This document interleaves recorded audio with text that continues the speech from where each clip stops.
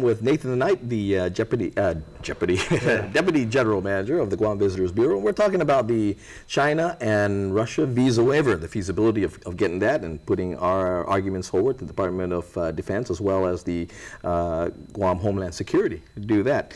Now, Nate, what demographics are we looking at in trying to hone in, whether it be Chinese or Russia, and trying to bring them in, you know, because again, the mission of Department of Defense, the mission of Homeland Security are totally different missions. They're not a money-making agency. Guam Visitors Bureau is definitely how to bring new revenue to the island of Guam. Yeah. Totally different missions. But how do we get, again, security concerns, defense concerns versus bringing in tourists and tourist dollars in what we say, you know, countries with massive nuclear weapons and things like that. How do we come to the middle with both different missions in organizations to come to a conclusion as to hone into maybe what market we have? We can't just maybe open it up to everybody. What markets specifically are we going after? Well, currently right now we're working in China to get these charter flights to come to Guam. So we've had some success bringing in charter business. This past October, our charter numbers last October were about 500. So we've already doubled that. We're at about 1,200 for October.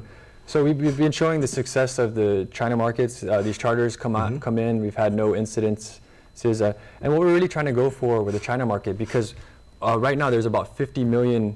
The China market is about 50 million outbound, but by 2020 it's going to be 100 million. So the whole... So even getting 1%. Yeah, getting 1% would be huge. So we're looking at, in 2020, if we could have 0.4% of that market, 400,000 of these Chinese visitors, that'll be a great boom to our economy. And we're really trying at the GVB and to diversify and get away from just being so dependent on the Japan market. And it's worked in the past. Our greatest asset is that we are a U.S. destination that is close to Asia, or the closest U.S. destination. So because with the Japanese market right now, they're, I guess, what they're called the single lady market, basically, right, or something like that. Yeah, we have office ladies. We're very big in family market. Are those the same? Is that the same demographics we're going after, or that in the China market? From the China market? Yeah, definitely. We're looking at families. What we notice in our charter flights is we're getting the Chinese travelers. People think they're more of a low end. What we're going after is a higher end. And in our charter flights, in our visitors exit surveys, we found that during their 4-day stay, these visitors are spending $5,000 each. Yeah. To put that in perspective, our average Japanese visitor is staying 3 days and spending about $500. So you can see the potential of the market. And so high-end Red Army. Yeah. Let's go to Lisa from Jigo. Lisa, welcome. Yes. Go ahead. You're on. Yes. As a stakeholder and a taxpayer on Guam for over about 22 years, going on 23 years, I would like to remind voters, stakeholders, watchers right now, and listeners right now, what are the myriad of reasons why we are so interested in China, and when did they start? Okay. Hello? Okay, I guess you was making a statement as to I guess past couple of years why the push for China. Well, definitely it's a market that would work for Guam. You know, in '88 when they passed visa waiver for Japan, you know, our visitors market exploded. The same then next was Taiwan in early '90s, and then Korea.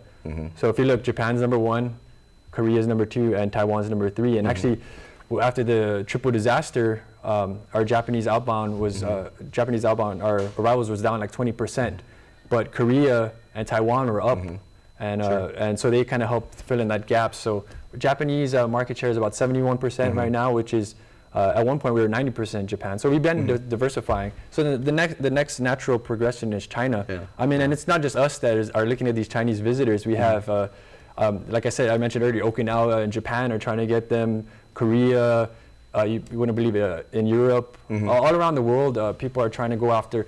And in fact, in the U.S., the U.S. Travel Association wrote this whole thick thing about how they need to get more travel from China. And there's the U.S. passed a law, the Travel Promotion Act, to exactly help get more travel trips. As a matter of fact, thanks for bringing it up, because I know this was over a year ago. I think it was still under, I think, the previous administration where the Tourist Promotion Act was passed. But I know that that was applicable to the 50 states. Unfortunately, the insular areas, Guam, including the insular areas, was not listed as, you know, as recipient in promotions. Yeah, we weren't directly in there. Yeah. So what are GVB's efforts, or how have GVB's efforts been in trying to get the inclusion, the amendment to that Tourism Promotion Act, to try to get Guam and the insular areas to be a part of that act and get some money for promotions for Guam? We're working with them right now. They're actually, it's very new, so they're just still promulgating all the rules and regs and how they're going to actually distribute some of the funds they receive. So we have an active dialogue with them, but they're still in their infancy, and they're not too sure even how they're doing it within the state. So they're trying to figure out what they're going to do, but we're on top of it, and we have a dialogue with them, and we're trying to get our fair share, because I think of outbound our airport here, as far as international arrivals, we're like number 8 in the U.S.